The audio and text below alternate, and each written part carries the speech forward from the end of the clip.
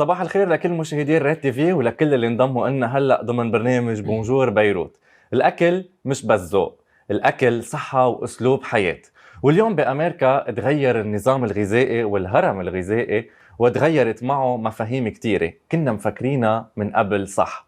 شو اللي تبدل وليه وكيف بينعكس علينا كمشاهدين؟ بهالحلقه رح نفهم القصه كلها مع اخصائيه التغذيه كريستال باشي. اهلا وسهلا فيك كريستال. ثانك يو، صباح الخير. يعني تغير هالهرم الغذائي وعامل ضجة كبيرة على السوشيال ميديا، خرب الدنيا وبين الناس مش عارفين شو صرنا بدنا ناكل، كنا عم ناكل غلط، كنا عم ناكل صح. يعني هون كيف شفتي هالتغير؟ هلا بما انه نحن بنرتكز على العلم، فالعلم ما بخربط. يعني مش كان شيء غلط وصار شيء صح، ولكنه بيتطور. يعني الدراسات عبر السنين بينت لنا قصص جديده، فالمعلومات اللي كانت عنا غير كامله هلا عم نكملها، وهذا الشيء كمان رح ينعكس بعد 10 سنين و20 سنه لقدام. بس ترى عم بيقولوا انه شو كل اللي كلنا عم نتبعه او اللي نصحونا فيه طلع غلط؟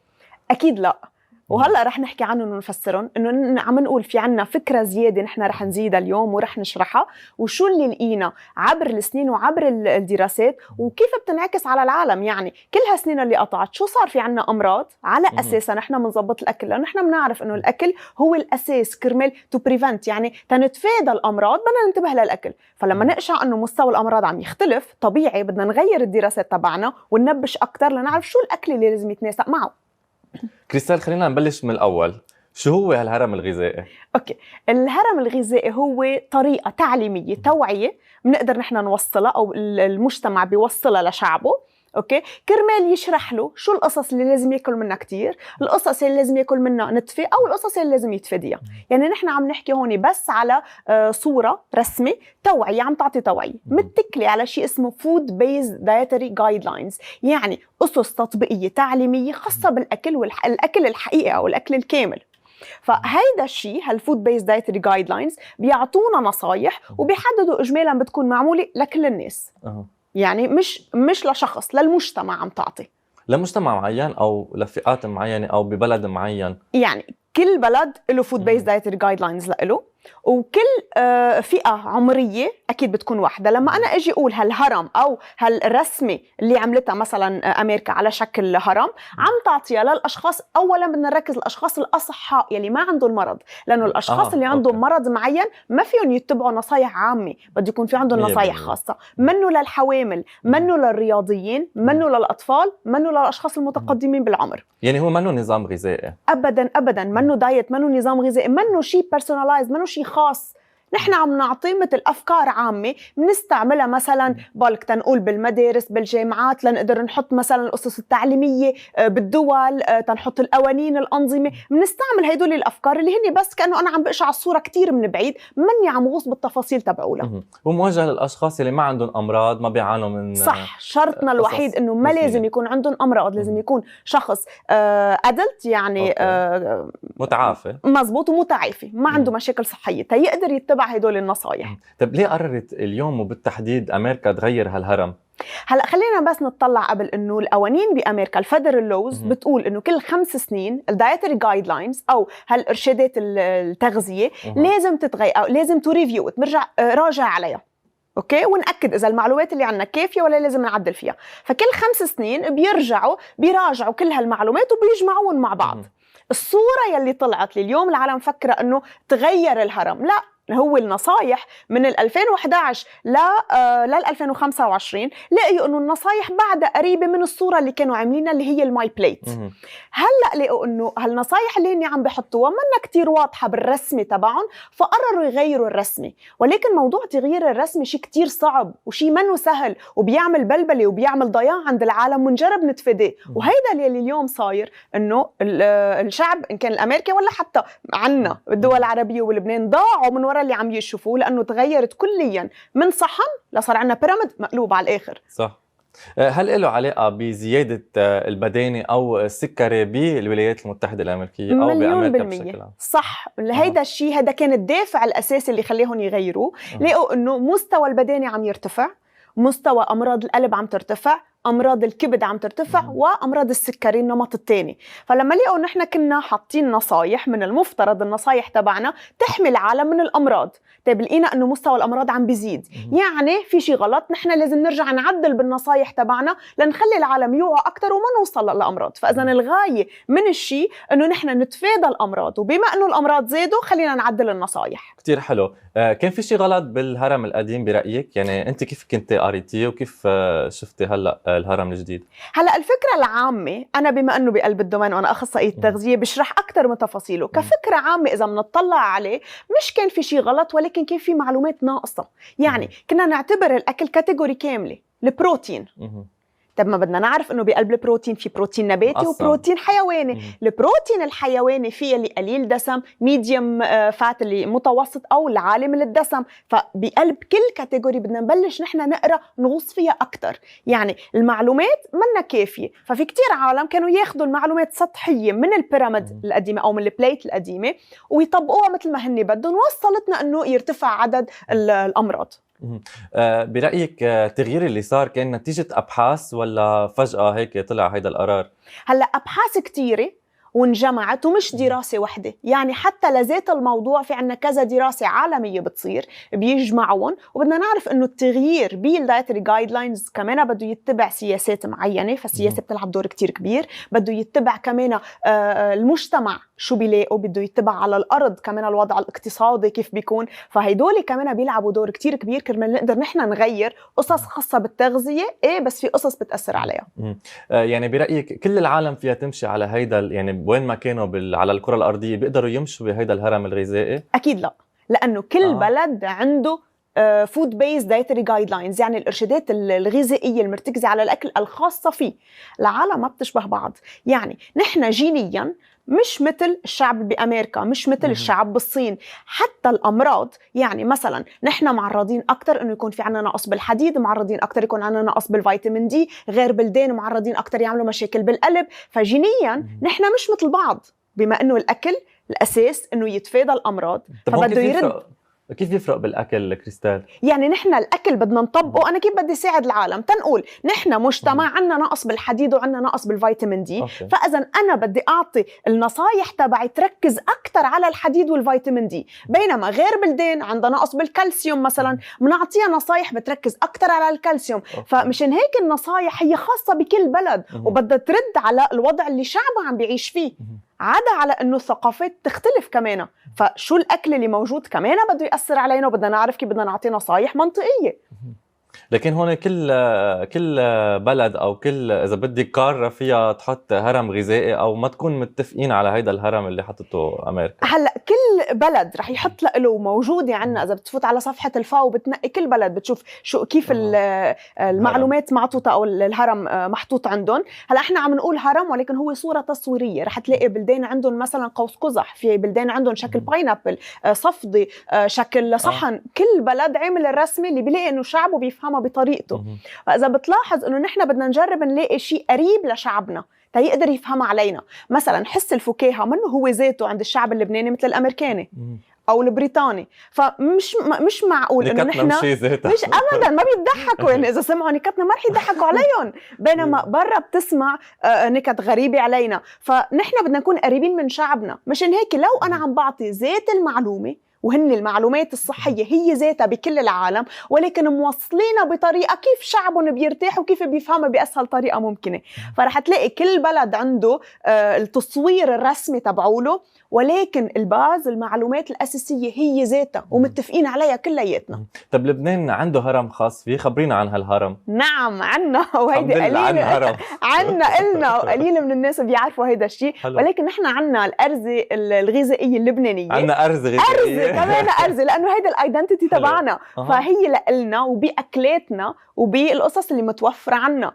وهيدي انعملت بال2013 أكيد من بعد أبحاث كبيرة قامت فيها جامعة الأيوبي مع أشخاص رائدين بالمجال، خاصة على رأسهم دكتورة نهلة حولة، وتبنتها الدولة اللبنانية ووزارة الصحة. ونازلة هلأ بالفاو بتفوت بتنبش بتلاقي نحن عنا الدليل الغذائي تبعنا. حلو. شو اللي بيفرق دليلنا الغذائي عن حدا تاني؟ طبيعي مثلا نحن البلد تبعنا بنزرع فيه برغل، فبنزرع فيه قصدي القمح، يعني بناكل برغل. مفروض يكون بقلب البيراميد تبعنا او بقلب هالتصوير التعليمي تبعولنا في بقلبه برغل. ما بيجي بحط مثلا كينوا او بيجي بحط رز. طب انا هم منين بدي اجيبهم؟ بعطي الشعب القصص اللي سهله عليها. يعني انا لما الاقي المجدره والتبوله والكبه العدس بحامض، هدول اكلاتنا ضروري يكونوا موجودين بالنصايح تبعنا اليوميه. ما بنطلع ولا من الثقافه تبعنا ولا من الاكل اللي نحن معودينه ولا من طريقتنا.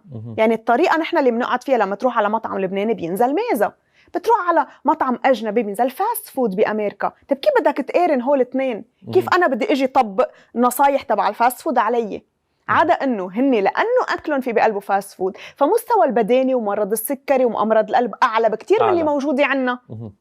هيدا اللي بيحدد نحن شو لازم نتبع. والأرزة الغذائية تبعنا الباز تبع الأساس بيعتبر الرياضة والمي، بعدين بيطلع على النشويات، وأكيد بنحكي على النوعية تبعهم. فلازم نعرف إنه مش بس بنطلع على الصورة الرسمة اللي محطوطة، بدنا نقرأ التفسير تبعها تنقدر نفهم نحن النصايح اللي نحن عاوزين نتبعها. بدي أعرف بعد هالأرزة شو فيها؟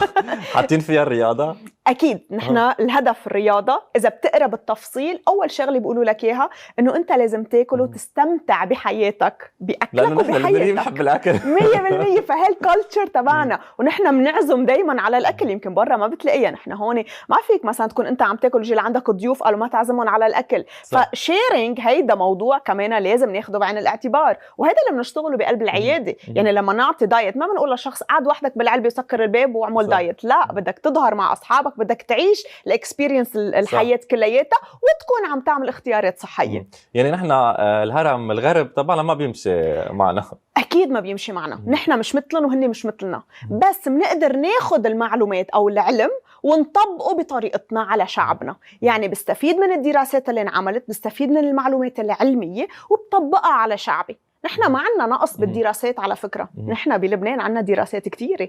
نحن مشكلتنا أنه مش عم طبق اللي موجود عنا. يعني نحن ما عم ناكل الأكل اللي أصلاً المجدرة والفاصوليا واللي كنا عم نحكي عنهم، اللي هن من أحسن أنواع الأكل، ويلي اليوم أمريكا عم بتجرب تقرب منها. يعني إذا بتطلع على كيف تطورت البيراميد تبعه من 1992 لل 2005 لل 2011 ولليوم، بتقشع إنه بلشوا يقربوا يصيروا مثلنا. فمش احنا عم ننقل عنهم، هن يعني عم يجربوا. كمان اذا بلبنان عندنا كريستال باشي اللي هي الوحيده السيرتيفايد بمجال التغذيه مع الرياضيين وكل اللي بيشاركوا بالالعاب الاولمبياد، يعني اكيد رح تكون مثال. شفت ما ناقصنا علم، ما ناقصنا علم، لازم تصيري معهم. ما ناقصنا علم، ما ناقصنا شهادات، ما ناقصنا هيدا الشيء، ناقصنا بس نطبقهم وما ننجر ورا الافكار انه صار بلبلي بنركض ورا البيراميد تبعهم. نحن عندنا قصص اهم بكتير وثروه غنيه عنا. طب ليش انخضت الدنيا هالقد كريستال؟ للاسف يعني عندنا قصص. شو اللي تغير عمل امباكت هالقد على الناس؟ هلا مجرد ما يقشعوا البيراميد كانت هيك. هلا هيدي غيرت الدنيا كلياتها، انه تقشعها نظريا انقلبت. ففكروا العالم انه كل المفهوم تبعنا انقلب 180 درجه. لا، هلا رح نحكي بالتفاصيل ورح نفهم المشاهدين انه المعلومات تقريبا هي ذاتها، في قصص بسيطه صغيره كتير فرقت، ولكن نظريا على النظر فرق. وفي قصص انا شخصيا غير موافقه عليها، وفي قصص حتى برا الجمعيات بامريكا هن غير موافقين عليها، لانه المعلومات شوي مخضوضه، مش واضحه. شو ابرز تغيير بالهرم؟ اكثر شيء رح تقشعوا انه هن حاطين اللحوم والخضار على القاعدة، يعني لازم ناكل منهم بكمية كتير كبيرة. بينما من قبل كنت بتلاقيهم تقريبا أعلى من النص، يعني من القصص اللي مش هالقد بدك تاكل منها. بالمقابل اليوم رح تقشع أنه النشويات بالصورة نظريا محطوطة تحت، بينما قبل كانت رح تكون محطوطة بالأساس. فنظريا إذا بدي أقارن الاثنين بلا ما أقرأ النصايح اللي محطوطة، العالم رح تفكر أنه عم بيقولوا لي ما بقى تاكل نشويات، وعم بيقولوا لي لازم تاكل دهون مشبعة ولازم تاكل لحمة. بس إذا منقرأ التفاصيل منلاقي مش هي اللي عم بيقولوه. وهون الاعتراض وهون الضياع حتى عند الأشخاص اللي هن بقلب هيدا المهنة، إنه الصورة إلنا هدفها هيدا الرسمة تكون توعية وتكون سهلة للعالم. ما وصلت بطريقة سهلة للعالم، فما فهموها. يعني الغاية منها ما وصلت اليوم للأسف. هو شو الغاية من الرسمة بالتحديد كريستال؟ اللي هن جربوا يقولوه إنه أنا لازم آكل بروتين، ولازم أعرف أولاً بدي أكل ريل فود، يعني أكل صحي، غير مصنع. بدنا نبعد عن القصص البروسس مثل المعلبات صح. والقصص 100% اللي بتنباع كل شيء مصنع conserve. كتير بدنا نهرب منه. يعني الشاركوتري، يعني مثلا اللحم الجامبون، المرتدل، صح. السلامي، هدول نحن بدنا نجرب نبعد عنه ونرجع للاكل اللي هو ناتشرال او الطبيعي. فاول شغله طبيعيه وناتشرال هي الفواكه والخضره. مشان هيك نحطت اول شيء نحن بدنا نرجع للاكل اللي هو الفواكه والخضره، لانه هدول بالمبدا منهم مصنعين. هدول طب القصص المستورده واللي بتبقى مجلده لها مدري قد ايه كمان هيدي لازم نلجا لها ولا ما تطرقوا لها كريستال؟ هلا نحن بالفريزر بالقصص المجلده في عنا قصص بننصح فيها. الفريزر اوقات بتكون اذا عرفنا نستخدمها بتكون لصالحنا، بتضل فيها الغذاء. نعم بتخسر تقريبا 5 ل 10%. بس ولكن الطبخ اوقات بخسرها 20%. فالفريزر منا العدو تبعنا، فينا ناكل قصص مفرزه طالما اذا كانت مفرزه بطريقه مزبوطه. يعني اذا عم نحكي تنقول على الخضره، انا بقدر الخضره اني احفظها كل السنه بالفريزر، بس شرط مثلا بدي اعمل خطوه قبل اللي اسمه بلانشيمون. يعني بدي اغلي مي، بسقط فيها تنقول اللوبيا تقريبا 3 ل 4 دقائق، بشيلها بحطها بمي متلجه، بعدين بحطها بالفريزر. ليه؟ هيدي الطريقه الصحيحه كرمال انا ثبت الحركه الانزيماتيه. فكل ما ثبتت الانزيمز، اولا لونها للخضره بضل فريش، ما بيغمق لونها، بضل حلو. ثانيا التكستشر تبعها بتضل احسن. فعنا لكل شغله طريقه صحيحه لانا اعملها. البلانشيمون بيعفيني من انا اخسر فيتامينات ومعادن كمان كتير اذا انا استعملت الطريقه انه بس بشيل الاكل وبحطه بالفريزر. هيدي معلومه جديده هيدي هيك هيدي من عند كريستال. صح. اليوم اي اطعمه طلع سهمها واي اطعمه هيك نزلت اسهمها بتغيير الهرم الغذائي؟ هلا نزلت اسهم النشويات مثل ما بنقشعهم، بس رح نقول انه منه العدو وهلا رح نشرح عنه. وطلعت اسهم اللحوم، وطلعت اسهم الدهون واللي انا ضدها، هلا رح اقول لك ليه. وطلعت اسهم الخضره والفواكه. فهيدا الفرق. مشان هيك حرفيا انقلبت المفاهيم ونظريا العالم انقلبوا. بس تابعونا للاخر وما تنجروا ورا انه يعني انا باكل كتير دهون ما بيأثر. قديش بالمية يعني؟ كيف تقسمت برسنتج طبعا؟ اذا عم نحكي مثلا على البروتينات نحن قبل كانت المعدل اللي ننصح فيه نقول 0.8 جرام لكل كيلو من وزنه. اوكي، يعني شخص وزنه 100 كيلو بده ياكل 80 جرام من البروتين بالنهار. ولكن اللي تبين بالدراسات الكتيره انه هيدا الرقم هو just to survive، يعني بس لنعيش، مش لصحة أفضل. فاليوم نحن إذا بدنا صحة أفضل بدنا 1.2 لل 1.6 جرامات لكل كيلو من وزني. أكيد حسب نحن بكل فئوين. كل ما كنا رياضيين أكتر كل ما بنطلع لل 1.6. إذا نحن عنا خمول وما بنتحرك ناخد 1.2. بس بدي ألفت النظر لشغلي إنه نحن هيدي مهمة لأننا خمول وما بنتحرك. فإذا ما فيك تطلع بالبروتين. نحن ما بطلع بالبروتين. لا، إذا عندك خمول بتاخد تقريبا 1.2. إذا أنت ما بتتحرك بتاخد 1.2. كل ما تزيد الحرق عم نعمل بادي هلا يعني حسب وزنك. يعني قد ايه وزنك على أساسه بنحسبهم. إذا وزنك 75 على وزنك، فإذا بدك تاخد 1.2 جرام لل 1.6. إذا ما عم تعمل رياضة يعني بدك تاخد 1.2 ضرب 75 تاخد 90 جرام بروتين. مع رياضة بتاخد 120 جرام بروتين بالنهار. اوكي، يعني لازم زيد. صح، لازم تزيد. اذا ما بتعمل رياضه بتاخد الكميه الاقل. اذا خمول مع رياضه شو بنعمل هون؟ صار في ديبرشن. لا، بنزيد الفيتامينات، بنزيد المعادن، بنزيد كمان النشويات كمان بدنا اياهم اللي هن رح يعطونا سورس اوف انرجي، رح يعطونا طاقه، بس اكيد بدنا ناخذهم بطريقه مضبوطه. فهيدا البروتين نحن عليناه ليه؟ لانه البروتين بيشبع، البروتين بيحافظ على الكتله العضليه، البروتين مثلا كمان بيحافظ على بيتفادى هشاشه العظام اللي هي كتير بتبين عنا بعد عمر ال 35. فمشان هيك اليوم قلنا اوكي لازم نركز على كميه بروتين مرتفعه اكثر من قبل. هيدي شغله كتير مهمه، ولكن مش نروح على الهاي بروتين دايت اللي هن بيتخطوا ال 50% من كميه الاكل تبعنا. لا، اليوم اللي نحن حاطينه 1.2 ل 1.6 هالقد الكميه اللي لازم نحن نشتغل عليها. اكيد لازم تكون مصدر حيواني ومصدر نباتي نص نص. فما في اخذ بس من اللحوم، وما في اعتبر انه انا بس باخذهم بتكل على المكملات الغذائيه مثل السبلمنتس او الشيك اللي انا باخذهم تاخذ البروتين تبعولي. لا، بدي اخذهم كمان من مصادر حقيقيه، اكل طبيعي. ما بدنا ننسى كمان الحليب يلي كمان عملت قنينه الحليب ضجه قدام رئيس الامريكي دونالد ترامب. شو كان المساج برايك انت كاخصائيه تغذيه؟ كيف تلقيتي هالمسج؟ على شو كان عم بيضوي بهالمشهد؟ هلا ما تنسى مثل ما قلنا انه في عنا قصص سياسيه بتلعب دور كتير كبير. كتير. فالبلدان بدها تسوق القصص اللي هي بتناسبها. اذا هيدي بلدان بتصدر كميات مثلا من اللحوم ومن الديري برودكت بدها تركز عليها. اما البلدان مثلا يلي عندها الحبوب وعندها غيره فبتركز على هيدول. اليوم نحن الحليب مثلا من القصص اللي بننصح فيها ولازم ناخدها. كنا نعطي نصايح انه ما بدها تكون ساتوريتد، اليوم عم بيقولوا خدوها كامل الدسم. نحن بناخد كامل الدسم ساتوريتد فود طالما ما بيتخطى 7 ل 10% من اكلنا. اما نجي نقول اليوم للعالم ما عليه خدون فول فات ويكون زياده عم ناكل فاست فود، فلا، هيدي النصيحه ما بتجوز. ساعتها ضروري نرجع ناخد مثلا الحليب قليل الدسم او 0% دسم اذا نحن عندنا مصدر ساتوريتد فود من غير محلات. طب الخبز والرز والمعجنات وين صاروا بهالهرم الجديد؟ نظريا حطوهم تحت ولكن منن العدو. بس ما فينا نعيش بلاهم هوديك. منن العدو اصلا. النشويات هي مصدر الطاقه المفضل للجسم، ولكن النوعيه، هذا الحديث اللي نحن بالاول انه انا ما بقول نشويات، انا بدي فرق النشويات المنيحه عن النشويات اللي نسبيا عاطله. فاولا بدي ركز يكون كامل الحبوب، يعني مع القشره البرانيه الهول جرين، اوكي، يعني قمحه كامله، يعني شو اسمه شوفان هو في بقلبهم الياف زياده، يعني العدس، يعني الفاصوليا، يعني الحبوب كمان اللي في بقلبها نشويات وفي بقلبها بروتين. اللي بدي اهرب منه هو السكر الابيض، هو الدونات، هو الحلو العربي، هو هيدول القصص اللي بيقلبوا سكر سريع، انا بدي اهرب منهم. والخبز الابيض طبيعي. بدي ارجع للقصص الاساسيه اللي عم نحكي عنها هلا، اللي في بقلبها القمحه الكامله او القشره والالياف الزياده. بس بدي اقول لك انه المنن العدو.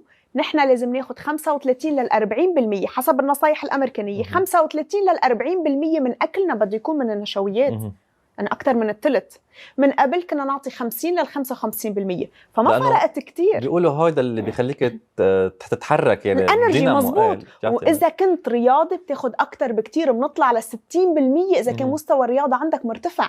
يعني كل ما زادت الرياضة تبعك كل ما بتاخد كمان نشويات زيادة. فلا، منه العدو النشويات، بالعكس شرط نحن ننقيه بطريقة مزبوطة، نعرف النوع أي ننقيه. زيت الزيتون والحمص والفلافل، لأنه هيدا أكلنا عادة بلبنان، مع أو ضد؟ هلا الحمص والفلافل رح نحطهم مع الحبوب اللي قلنا عنهم هن نص نشويات ونص بروتينات، واللي شفنا كيف بنشجعهم اثنيناتهم. اكيد مش مقليين عشان ما ناخذ الدهون مش اكيد. بينما اذا بدي احكي على زيت الزيتون، اليوم كمان بنرجع نقول ما بقى نطلع على الزيوت والدهون كفئه واحده، لا بلاش نقسمها. نيجي نقول ان احنا في عنا دهون مشبعه اللي هي بدنا نبعد عنها الساتوريتد فات، وعنا دهون غير مشبعه اللي هي الدهون الصحيه. فالدهون الصحيه مثل مثلا زيت الزيتون، مثل اللوز، مثل الجوز، هيدول القصص صحيه لنا لازم ناخدها. بدنا نبعد عن الساتوريتد، الدهون المشبعه اللي بتجي اجمالا بالاكل اللي بيكون مصنع او القصص المقليه. فمسموح الدهون منا العدو، ولكن انا بدي اعرف اي نوع دهون عم باخد، اذا هي دهون منيحه ولا لا. قبل كنا نخاف من الدهون، نعم، لأنه كنا نعتبر أنه كل جرام في بقلبه 9 كالوري، مقابل بينما النشويات والبروتين كل جرام في بقلبه 4. كان تركيزنا أكتر على الوزن، أو العالم كان تركيزها على الوزن، فيهربوا من الدهون ويفكروا إذا أنا جبت شيء زيرو فات يعني خلص أنا صحتي كتير منيحة. لا، الصحة مش مثل الوزن. أنا فيكون وزني كتير منيح وصحتي أبدا ما أنا منيحة، وفيكون وزني مرتفع وصحتي بتجنن. فاليوم هيدا المساج الأساسي نحن اللي بدنا نركز عليه. أنا عم ركز على صحة مش على وزن. الوزن بعدين رح يجي، ولكن صحتي لتكون منيحة ما بدي قصص مصنعة. طب ليه صار التركيز هيك أكتر على الخضرة والبروتين بهالطريقة الواضحة بالهرم، يعني على كبير؟ لا، شخصيا انا بلاقي انه فيها قصص شوي سياسيه غير عن هيك. رح نقول كمان الخضره بما انه في بقلبها فيتامينات ومعادن، وفي بقلبها انتي اوكسيدنت مضادات للاكسده، هيدول بيحموا الجسم، بخففوا خطر الاصابه بالالتهابات، مشاكل القلب، مشاكل بالامعاء، السرطانات، بيحموا حتى الشرايين، وبيحموا كمان من السكري اذا كانوا بعد عن الكيماوي كمان. طبعا هيدا موضوع تاني بدنا نفتحه ساعتها. فهيدول القصص بتحمي الامراض اللي اكتشفوا انها عم بتزيد، وكمان بتحسسنا بالشبع مثل البروتين. فما بنقعد نلقمش وناكل كميه كبيره. هيدا اللي كمان بيساعدنا بحالات السمنه انه نحن نقدر نسيطر عليها. شو رايك؟ عم بيقولوا كمان انه الدهون صارت صحيه. هيدا الغلط كمان اللي مضيع العالم، انه مفكرين ما عليه فينا ناكل بيف تالو، فينا ناكل الدهون اللي بنلاقيها وين ما كان السمن رجعوا طبخوا بالسمن. لا، الكميات بدنا ننتبه لها. ممنوع كميه الساتوريتد فات، الدهون المشبعه، تطلع اكثر من 7 ل 10% من اكلنا هالشي رح يودي لمشاكل بالقلب، بعدين مشاكل بالكبد اللي بيعمل كمان دهون حواليه وبيشمع، وكمان بيزيد لنا خطر الاصابه بمرض السكري. فما في اكل دهون قد ما بدي، وبدي فرق النوعيه تبع الدهون. الدهون الصحيه بقدر اكل منها وبرضه بكميه، بينما الدهون المشبعه لازم ابعد عنها. هيدي مهمة الواحد هاي يفرق. أساسية. تما نرجع نوصل بعد 5 سنين يزيد عنا مشاكل القلب من وراء هيدي المعلومة الخاطئة اللي العالم شافوها. ليه جمعية القلب الأمريكية وأكاديمية التغذية معترضين على هيدا الهرم؟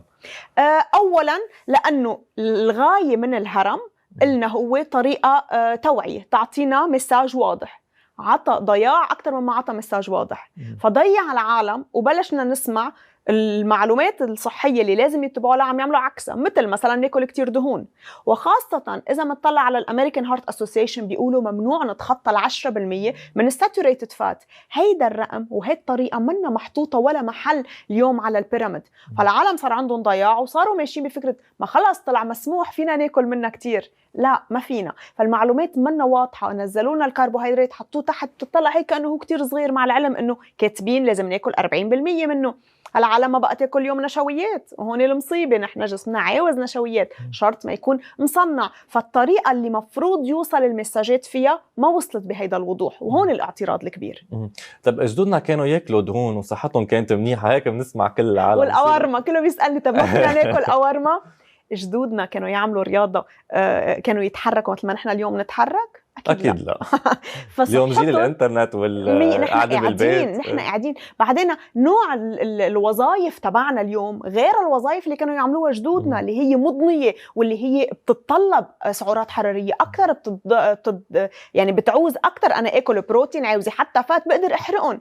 فما في اليوم اجي قارن انه انا بدي اكل مثلهم بس ما بعيش مثل ما هن كانوا عايشين. بلس مستوى التوتر اليوم عنا اعلى بكتير من اللي كان موجود قبل.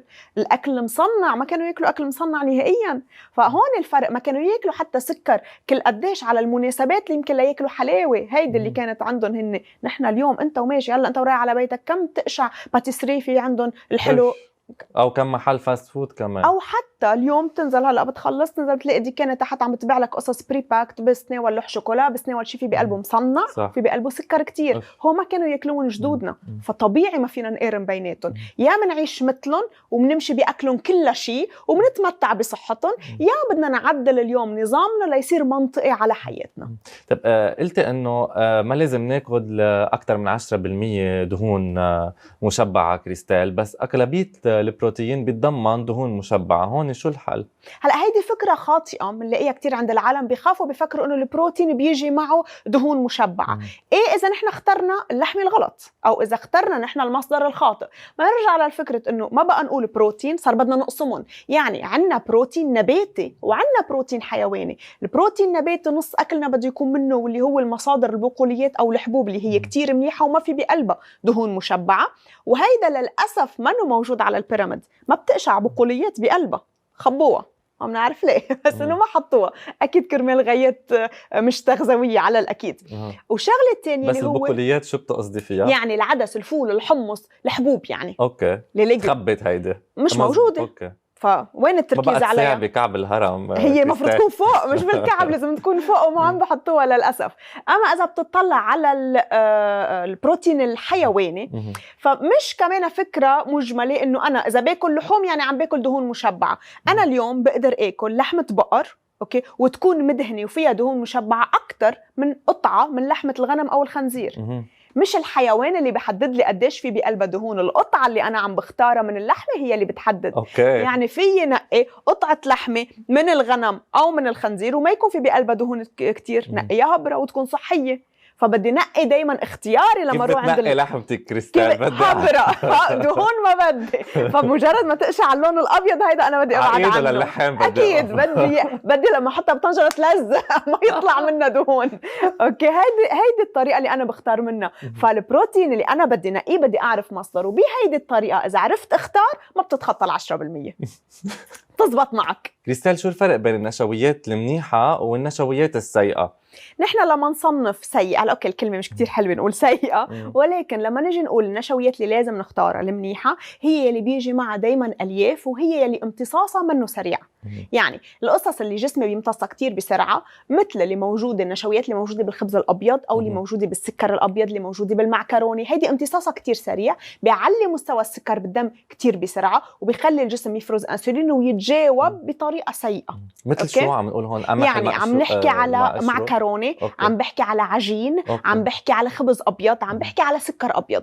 هيدول من سيئين، معمول من القمحة يلي منشل القشرة، فامتصاصه صار كتير سريع. يعني الطحين الأبيض نهرب منه. بالمقابل القصص اللي منشجعها واللي هي المنيحة مثلا البرغل. مثلا بدي اخذ، اذا بدي اخذ رز بده يكون الاسمر او الاسود لانه في بقلبه الالياف اكثر. اذا بدي اخذ خبز بدي اخذه يكون قمحة كاملة، او بدي اخذه مثلا يكون شوفان، او بدي اخذه نخالة يعني في بقلبه الياف اكثر. هيدا الشيء ببطئ من امتصاص النشويات، فبصير جسمي يتعامل معه بطريقة منيحة، ما بيلعب عند الانسولين وما بيودي بعدين لمقاومة الانسولين. حلوة هيدا اللي بنركز عليه. من هيك بيوصفوها بس ما بيعطوا ليش معلومة. بلس ما تنسى كل ما كثير مهم نعرف ليش. بتعرفي ليه؟ لانه بنصير مقتنعين نحن بالشغل اللي عم ناكلها. صح. انا هيك بس مفكر. انا دايما بقول له ان كان لتلاميذي او للبيشنتس بس يجوا لعندي اسالوني ليه. وإذا أنا قنعتكم بالجواب يعني هذا جواب علمي، وإذا لا يمكن يكون رأيي الشخصي، فيكم تتبعوا فيكم لا، بس رأيي علمي أكيد لازم نتبعه. فالألياف بتشبع، والألياف اللي موجودة بهيدول النشويات رح تخفف من سرعة امتصاصهم. طب كتار بيخافوا من الفواكه أو بيبعدوا عنا. هلأ صارت بأول درجة من الهرم، شو بدنا هون نصنفها أو كيف بدنا نتناول هالفواكه بطريقة معتدلة؟ هلأ الفواكه صحيح في بقلبها سكر وامتصاصها سريع، ولكن كمان في بقلبها فيتامينات ومعادن، وفي بقلبها كمان الياف كتير منيحه. فنحن اذا اكلنا حصه حصتين او 3 بالنهار بس اكلناهم بطريقه مضبوطه هن لصالحنا ما بيضرونا. يعني انا الفواكه ساعتها حتى لو في بقلبها سكر سريع الامتصاص، اذا عم باخدها مثلا الفواكه طبيعيه مش عصير، يعني عم بترك الالياف بقلبها، فهيدي اولا طريقه مناسبه. اذا انا عم باكلها مباشره من بعد وجبه الاكل، خاصه اذا اشخاص عندهم سكري، فهذا الشيء ما رح يعلي لي مستوى السكر بالدم. اذا لما اكل فواكه باكل حد منه مثلا نتفة نتس، باكل لبن، كمان هيدي طريقه ما بتخلي امتصاص السكر يكون كتير سريع بالفواكه. او اذا ما باكل الصبح على الريق مثلا، كمان من بتكون نصيحه منيحه. ففي اكل فواكه ما في مشكل ابدا، والنوع اللي انا بدي اياه شرط اعرف كيف اخذها. شو حلو كريستال، عن جد عم بنبسط اليوم بالحديث معك. رح بتعطينا تيبس زياده كله كول. انه كيف فينا القصص اللي نحن بنخاف منها ناخدها بس بلا ما نكون في هلعه اذا بدك. انه او واحد انه ينقذ من حاله انه انا عم باكل اليوم فواكه فيها سكر واعطى الهم وحس بالذنب. ما هيدا الهدف. مش هيك قلت لك انا ما بحب كلمه هيدا سيء وهيدا ما بيسوى، لا كله له طريقه. كل شغله بتطلع على الطريقه اللي انت بتناسبك وبتمشي فيها. طب اليوم شو ابسط هيك طريقه فينا نبلش فيها من اليوم؟ اول شغله بدنا نركز الاكل الطبيعي، يعني مش البروسيس، مش المصنع. هيدي أول شغلة. ثانياً البروتين هو صديقنا، بدنا نختار مصدر نباتي قلنا مثل العدس، الفول، الفاصوليا، الحمص. وبدنا نختار النص الثاني يكون مصدر حيواني. لما نطلع على المصدر الحيواني بدنا نلاقيه قليل بالدسم.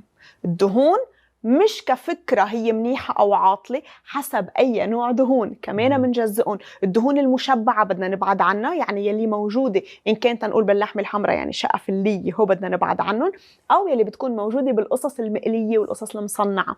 بدنا ناخد مقابلها اللحوم يلي هي قليلة بالدسم، يعني شقفة اللحمة اللي بتكون قليلة الدسم أو بتكون هبرة. أو بدي أخد مثلا صدر الدجاج، ما بدي أخد الجوانح، ما بدي أخد الجلدة. طب أنا هون بدي وقفك كريستال، لأنه مثلا في أشخاص بس بياكلوا صدر الدجاج، مثلا ما بياكلوا بقية الدجاجة، مثلا الفخاد أو الجوانح أو هالقصص. هل هالشي ممكن إذا بدك، إذا واحد اختار صدر الدجاج يغيب عنه مصادر بروتين من ميلة تانية؟ هلأ كبروتين لا، لما عم نحكي هون إذا بين الصدر وبين الفخذ بغض النظر من وين. بس اللي عم يفرق معنا إنه أنا لما عم بختار بس الصدر عم نقي شي في بقلبه كمية دهون مشبعة أقل من غيره. أنا بحب النصايح اللي بنقدر نستعملها على الأرض. الدهون وين موجودة أكتر شي؟ بالفخاد؟ بالجلدة. والفخذ إذا بتلاحظ في أكتر شي جدا مزبوط. كمان بقلبه. فانا الجلد اللي بدي ابعد عنه. طب هول الشرايين اللي بقلب الفخاد شو بنعمل فيهم؟ انا الجلده يلي بدي ابعد عنها، بس الدجاجه بحد ذاتها انا بحب القصص البراتيك. يعني حدا بده يطبخ ببيته مش ضروري دائما يجيب له صدوره، كمان بناخذ بعين الاعتبار قديش سعرهم. في يجيب فخاد اطبخ فيهم بس شلون الجلده بقشرهم بعدين بحطهم بالفرن. فبضل في اختار قصص بادجت فرندلي، يعني بطريقه منا مكلفه وموجوده وين ما كان. مش انه لازم الدايت تبعي يكون اغلى شيء وانا ما بشتري غير الصدر الدجاج وانا ما باكل غير الكينوا. في اكل قصص موجوده باكلنا من زمان وجاي وبعده صحي 100%. اليوم الملصق الغذائي قد ايه صار مرتبط بالهرم الجديد؟ هيدي لفتت نظر من عامل ريسيرش كتير. انا لا بدي اقول انه اليوم ما شاء الله عليك عامله تحضير مبكر. اوكي، الملصق الغذائي اذا بتطلع عليه على جنب في شيء اسمه percentage of daily value، pourcentage DV. هيدا بيقول لك انه انا المنتج اللي عم باكله، تنقول انا عم جيب لوح شوكولا في بقلبه 5 جرامات نشويات او كربوهيدرات، هيدي بتشكل 6% من اكلي. هيدا الرقم البورسنتاج مرتكز على دايت 2000 سعرة حرارية واخد بعين الاعتبار 50 ل 60% نشويات. طيب اليوم حتى الامريكان لما عدلوا هيدا الشيء ما لحقوا يعدلوا بعد الليبل. يعني لما انا بدي امشي على دايت بتقول انه 35 ل 40% نشويات، ما في اطلع على البورسنتاج اللي محطوط على الليبل على الملصق الغذائي لما اشتريه، لانه هاي المعلومه هي شيء اقدم من اللي موجود اليوم. فاليوم بدنا نحسب صار قلقان، وهون اللغط الكبير اللي صاير. طيب بغير الدول منا عم تمشي على هالقد بورسنتاجات، كيف منصدر ومنستورد؟ صار الضياع التام. فمشان هيك اليوم بدل ما يسهلوا علينا عقدوها بزيادة. فبدل ما الناس اليوم يصير أسهل عليهم كيف يأكلوا طبيعي، صاروا مضطرين يروحوا دغري عند أخصائية تغذية، لأنه بدهم يعرفوا كيف يحسبون كل شغلة، بدهم يعرفوا صاروا كيف يحسبوها. طيب هيدي نقطة منيحة لأنه لصالحنا صار في شغل زيادة. يلا ببوك بدنا نعرف إنه الأكل اليوم لازم يكون مش موضوع إذا بدي أضعف ولا بدي أنصح، وهو لايف ستايل. يعني أنا بدي أتعلم عن جديد كيف آكل، بدي أتعلم كيف طعم أولادي، بدي أتعلم كيف لما نظهر شو بدي اختار. لازم تصير كلتشر صحية مثل ما كانت من قبل. جبت لك سلسلة تعليقات هيك شفناها على السوشيال ميديا من الناس ومعتقدات يمكن أو ردة فعل على الهرم الجديد، وقولي لي شو الصح وشو الغلط. أوكي. يلا. الهرم الجديد يعني الكيتو؟ أكيد لا. الكيتو دايت بتقول إنه لازم يكون بين 5 ل 10% ماكسيموم من الأكل هو نشويات. أوكي. الباقي هو أكتريته دهون وتقريبا 20% بروتين. أبدا ما بيتطابق مع النصايح اللي عم تنعطى اليوم. النصايح اليوم بتقول 35 ل 40% لازم تكون نشويات. بدي أعطي تقريبا 1.2 ل 1.6، يعني بحدود ال 25 ل 30% بروتينات، والدهون ما لازم تتخطى ال 35%. هيدا مش كيتو أبداً. هل السكر أخطر من الدهون؟ ما فينا نقارن هيك، لأن اثنيناتهم ما بيسوا إذا كان دهون مشبعة. أوكي. إذا كانت دهون غير مشبعة ما عندي مشكل فيها، فهي منيحة.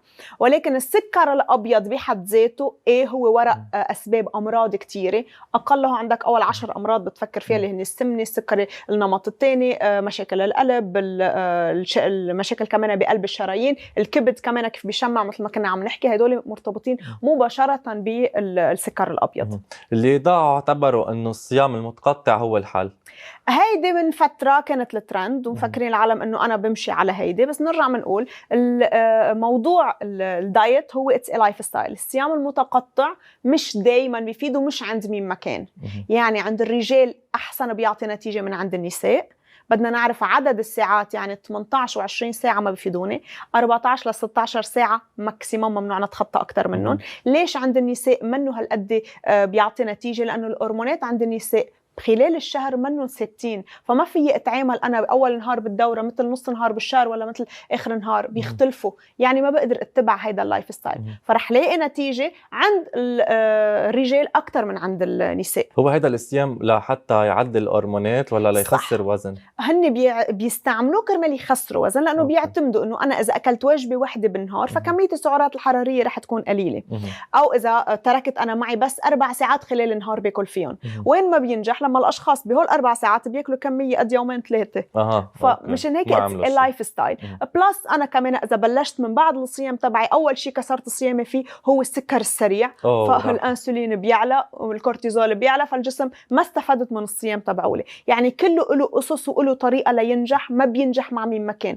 مشان هيك بنرجع بنشدد اليوم انه لما واحد بده نصايح خاصه فيه، من المفترض اكيد يرجع عند اخصائيه التغذيه ويشوف وضعه الصحي ليتبع على اساسه. اكيد. هل المكملات الغذائيه بتعوض عن الاكل؟ مش لازم نلجأ لها، لا لازم نستعملها في حال نقص شيء من أكلنا لسبب أو لآخر. أول شغلة بالنسبة لنا هو الأكل، والأكل الطبيعي غير المصنع. إذا اضطرينا على بعض فيتامينات معادن أو مثلا بروتينات بناخدهم من المكملات، ولكن أول شغلة هي الأكل الطبيعي. بالآخر نقصنا شيء ما قدرنا نأمنه بنروح على المكملات. البروتين النباتي هو كافي؟ شو رأيك بهذا التعليق؟ إذا عرفنا كيف ناكله وإذا نوعنا فيه كمان. يعني البروتين هو عبارة عن أمينو أسيدز، يعني أحماض أمينية مثل الطبيعة، بدك تعتبرهم موصولين ببعض بقلب البروتين النباتي. يعني تنقول إذا أنا اخترت العدس، هيدول الأمينو أسيد عددهم منه كافي وما في تنوع كافي، فدايما لازم آكل كذا نوع من البروتين النباتي وإجمعه دايما مع النشويات كرمال جسمي يستفيد منه أكتر. قادرة أعمل نظام غذائي نباتي وأخذ مصدر بروتين كافي وكبر عضلاتي؟ نعم، ولكن بده دراسة. مش هيك أنا بمشي نباتي وبتكل إنه يلا رح يمشي الحال، بدنا نظبط الأكلات تبعولنا.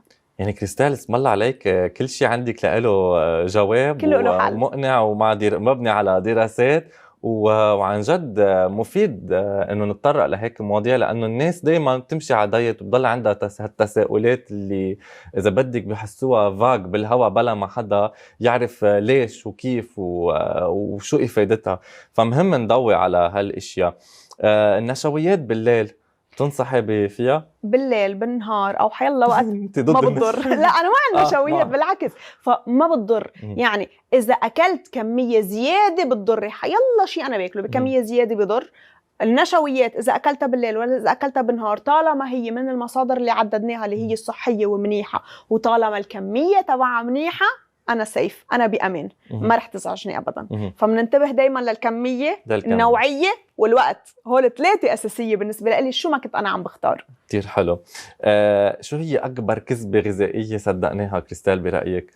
انه الحرمان بيعطي نتيجه.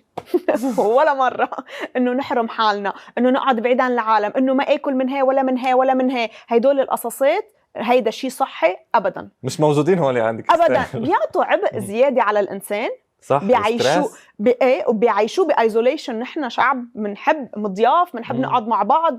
الشخص بينزوي، ما بقعد يظهر، بيكتئب كمان. صح، وهالشي بخليه اصلا يطلب انه ياكل زياده. صح. لانه كمان الاكل هو مصدر سعاده، والطريقه اللي انت بتاكل فيها ومبسوط مع غيرك بتكون كمان مرتاح. فالصحه الجسديه مرتبطه بالصحه النفسيه تبعنا. ولا مرة الحرمان هو الحل، ولا مرة أنا بعتبر إذا ما أكلت دهون صحتي منيحة، ما أكلت سكر صحتي منيحة. لا، مش شغلة واحدة اللي هي رح تحسن لي كل شيء أو رح تخرب لي كل شيء. كل اللي أنا عم بكلهم الكلاينت تبعي، البيشنتس تبعولي، إيه، لأنه بلاقوا إنه متساهلة معهم. بس هيدا اللي بيعطيك النتيجة على المدى الطويل. يعني كتير سهلة إنه يجي مريض تيجي تقول له ممنوع ممنوع ممنوع ممنوع، بيمشي معك أسبوع 2 3 شهر 2 3 قد ايه بده يكمل. صح. الهدف الاستمرارية. بنرجع بنقول اتس لايف ستايل، هي طريقة حياة، هي أنا طريقة عم بتعلمها كلتشر وعم علمها لأولادي لما أعيش بالذنب. نحن من قبل لما أنا كنت أصغر، أهلي ما كان عندهم توعية التغذية مثل اللي اليوم نحن عنا إياها واللي عم نعطيها للعالم فور فري. قبل ما كانوا يعرفوا، كانوا يمكن يقولوا لنا هلا اذا بتجيبي علامات منيحه مثلا بدي اخذك تاكلي فاست فود او اعطيك تشيبس. كنا نربط القصص الحلوه بقصص غير صحيه. اليوم صرنا نلاقي انه اولادنا اولا ساعه اللي بدهم فيهم ياكلوا وهن يختاروا ما ياكلون. انا بقعد قدام صحن البطاطا، لا يا كريستال ما تاكلي، لا يا كريستال اليوم كتير ساتوريتد.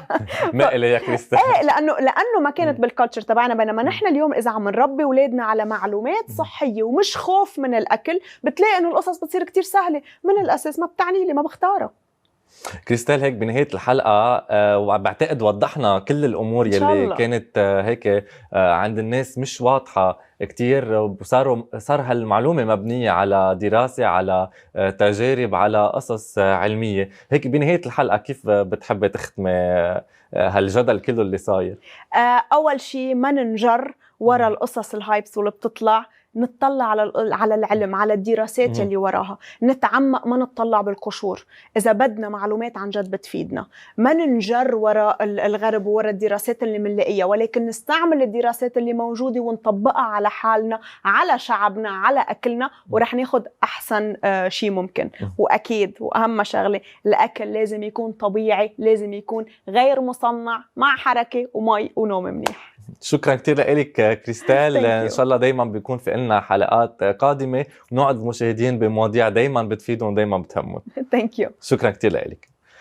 بنهايه الحلقه، الهرم الغذائي مش قوانين جامده، هو دليل ليساعدنا نختار صح ونعيش أحسن. التغيير بلش من الولايات المتحدة الأمريكية والقرار صار بإيدنا نحن. لهون بتكون خلصت حلقتنا مشاهدينا، موعدنا بيتجدد بكرة بنفس التوقيت مع حلقة جديدة وضيف جديد. تابعونا.